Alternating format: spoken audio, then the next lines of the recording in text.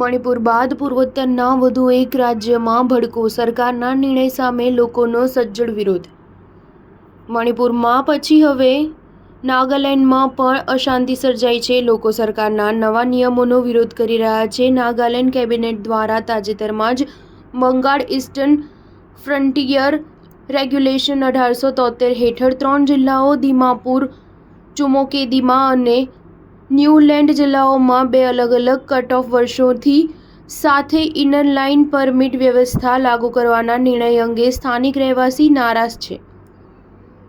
બીઆરએફઆર act જે 1873થી નાગા હિલ્સમાં અમલમાં છે, જે હેઠળ કોઈપણ ભારતીય અને વિદેશી વ્યક્તિને જે નાગાલેન્ડનો મૂળ નિવાસી નથી તેને મર્યાદિત સમય માટે નાગાલેન્ડમાં આવવા માટે રાજ્ય સરકાર દ્વારા નિર્ધારિત પરમિટ જરૂરી છે. નાગાલેન્ડ ઉપરાંત આઈએલપી વ્યવસ્થા પૂર્વોત્તર ભારતના મણિપુર, મિઝોરમ અને અરુણાચલ પ્રદેશમાં અમલમાં છે. નાગાલેન્ડના નવા કેબિનેટ નિર્ણયમાં દીમાપુર જિલ્લા માટે નિવાસીઓની 3 શ્રેણી નિર્ધારિત કરવામાં આવી છે, જેમાંથી પ્રથમ 2 શ્રેણીઓ માટે આઈએલપી જરૂર રહેશે નહીં. પ્રથમ શ્રેણીમાં જે વ્યક્તિ 1 ડિસેમ્બર 1963ના રોજ નાગાલેન્ડ રાજ્યની રચના પહેલા દીમાપુરમાં વસે છે, રાજ્ય સરકાર તે નાગરિકોને સ્માર્ટ કાર્ડ અને સ્થાયી નિવાસ પ્રમાણપત્ર અને ડોમિસાઇલ પ્રમાણપત્ર પ્રાપ્ત કરવાનો વિકલ્પ પ્રદાન કરે છે. બીજી શ્રેણી એ વ્યક્તિઓ માટે છે જે 1 ડિસેમ્બર 1963થી 21 નવેમ્બર 1979ની વચ્ચે દીમાપુરમાં આવીને વસ્યા હતા.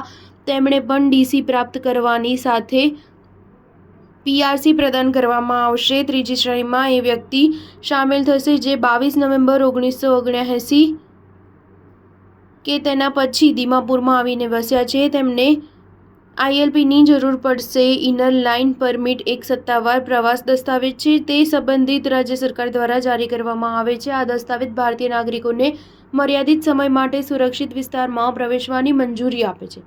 સ્ટાર ન્યૂઝ 7 હંમેશા સચ્ચાઈની સાથે.